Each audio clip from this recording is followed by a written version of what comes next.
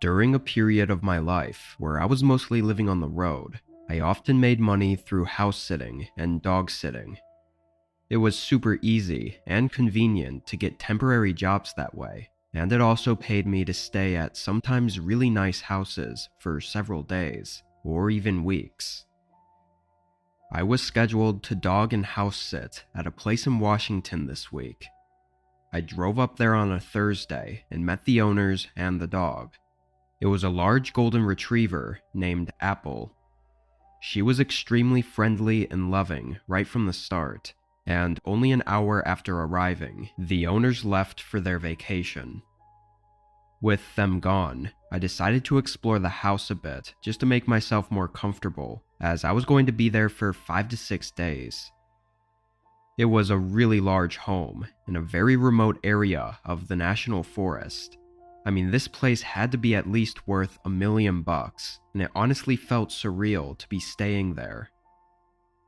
That first day, I played with Apple and just got used to the home, then ate dinner and took her out for a walk around 7. The sun was slowly setting, and the whole road I was walking along was a peaceful wooded area. There were no other houses visible in any direction. I brought Apple down the road for about 15 minutes, then turned around and headed back. As we got back to the driveway, though, there was a guy. He was walking down the driveway, and as he passed by me, he kept his head down and didn't say anything. He looked like he was 30-ish, with short black hair and some baggy jeans. Now, this was a really long driveway. Like, it took a whole 3 minutes of walking just to get to the house, but there were no other houses connected to this. So where the hell could he be coming from other than the house? I hurried Apple up to the home and got us both inside, locking the doors just in case. The only thing I could think of was that he was exploring the woods or something and just happened to pop out by the driveway. Seeing him walking away, though, I hoped that whatever it wasn't something to worry too much about. Nothing else happened that day, and I went to bed that night around 10. This next day, I didn't do much. I relaxed inside with Apple and watched a movie while eating leftovers from yesterday. I felt like staying up late though, and the house had this really awesome upstairs balcony with a fire pit. So once the sun set, I lit up a campfire and sat on the lounge chair. Apple stayed with me for a while, but she ended up going back inside to lay in her bed. 30 minutes passed, and it was maybe 11:30 when I heard Apple start barking from inside the house. It wasn't just a typical bark though, it was very sudden and frantic. And knowing she was such a friendly dog, this really caught me off guard. I jumped up from the chair and ran inside. She was still barking, and it was coming from the other side of the upstairs hallway. When I looked down, I saw one of the doors to a spare bedroom was open, and I could see Apple in the room with her tail between her legs, staring at one side of the room.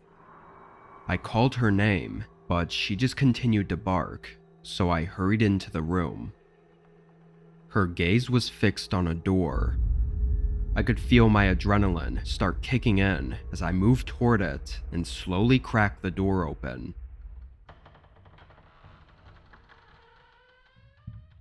It was pitch black in there, and I didn't know where the light switch was, but it was a large walk-in closet full of clothes hanging everywhere. And somehow, my eyes locked on a small gap.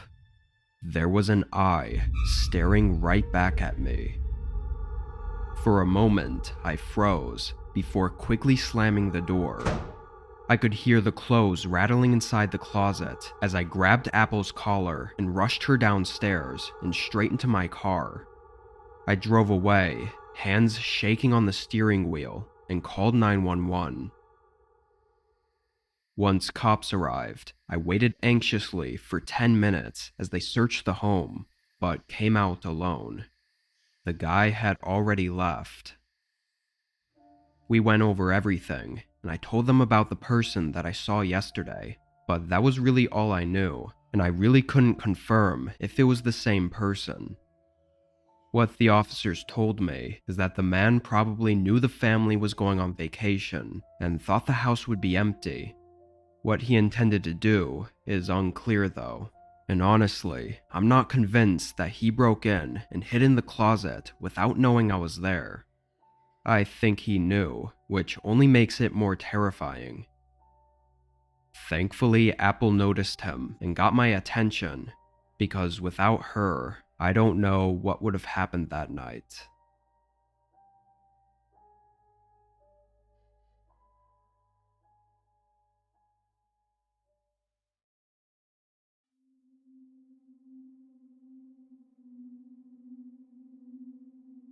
I'm a maintenance worker for a small business. They run all their operations during the day, so I work overnight. It makes my job easier because I don't have to work around them, and vice versa. It's technically just a part-time job though. I work from 8 to 12 on the weekdays. This night, I arrived a little late, but clocked in right away and got to work. An hour went by, and as I was cleaning off one of the desks, the phone in the front of the building started ringing. Obviously, the place was closed, and I didn't have any business answering it, so I let it ring through. But a couple minutes later, it rang again, and then again and again. I knew it wasn't my boss, or anyone else that worked here, because they would have just texted or called me directly from my cell phone. It's not like they were calling right after the place closed either. The services stopped at 6 p.m., and it was around 9 right now. After the 5th time it rang, I walked up to the front desk and looked at the caller ID. It just said, "Unknown caller." I tried to decide whether to just mute the phone and leave it, or to just quickly answer and let them know we were closed. Ultimately, I didn't want to deal with it, so I just decided to mute it. I walked away from the front and continued with cleaning off the desks. Probably 30 minutes went by, and I had totally forgotten about the phone. I kind of assumed that by now, they had to have given up anyways. It was about 10 p.m., and I was upstairs taking a break in the small coffee room when I heard a sound from below me. It was a beep, just a single electronic beep sound that I'd never heard before. I didn't think much of it at first, until I heard a door open and close. I literally turned my head toward the stairwell and just looked completely stunned for a moment. Who could possibly be coming into the building right now? It was way too late. I was a little nervous, but really hoped that it was just a worker that forgot something. I walked up to the open stairwell and listened for a second before calling out. "Hello? Is someone down there?" I heard subtle footsteps abruptly stop as soon as I called out. There was a pause. "Hello?" I said again. My body slowly filled with tension as I started to worry about the possible other scenarios. Then I heard a couple more footsteps getting closer to the bottom of the stairwell. I quietly leaned over and looked down at the doorway. There was a shadow of a man. They were standing still, probably just a foot or two from the entrance to the stairwell. It looked like they were waiting for me or something. After a really unnerving few seconds, I backed away and moved further into the coffee room, then quietly pulled my phone out and called 911. I just hid behind the bar table and whispered to the operator as I stared at the empty stairwell. It only took a couple minutes for the first officer to make it. I heard him come in and yell for everyone to come out. I didn't hear anyone else say anything, and he made it all the way upstairs without seeing anyone. We didn't get any answers until we got hold of the security tapes. Disturbingly, the guy stood at the bottom of that stairwell for several minutes, holding a knife and looking absolutely unfazed by anything. He didn't seem to have come in with the intention of hurting me, Actually, it seemed like he had no idea I was there until I called out. However, once he knew I was there, it looked like he was 100% willing to harm me if I came in his way. After a couple minutes, and just before the officer arrived, he left out the front door. I guess the biggest mystery is how he got a key card to unlock the door. That's what the beep sound was. Even I didn't have a key card. I just had a normal metal key. The search is still open for the guy, and I still work there. Hopefully this was just a one-time thing, but it definitely still has me feeling uneasy some nights.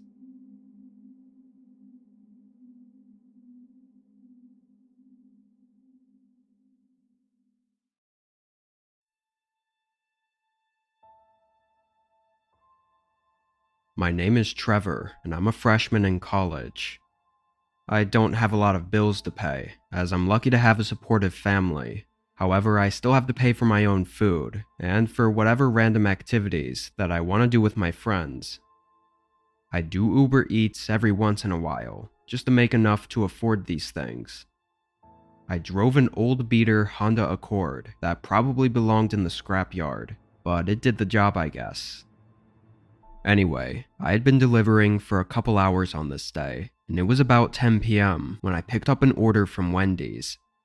There was nothing abnormal about it, at least from what I knew. I drove 15 minutes down the mostly empty highway. The turn was directly off the highway on some gravel road. It was in a forest, and without any streetlights, it was very dark. The headlights on my Honda were really dim too, which made it really difficult to drive down this road. All I could see was about 10 feet ahead. After a minute, the road stopped very suddenly. I checked my Uber Eats app, and it showed that I'd arrived.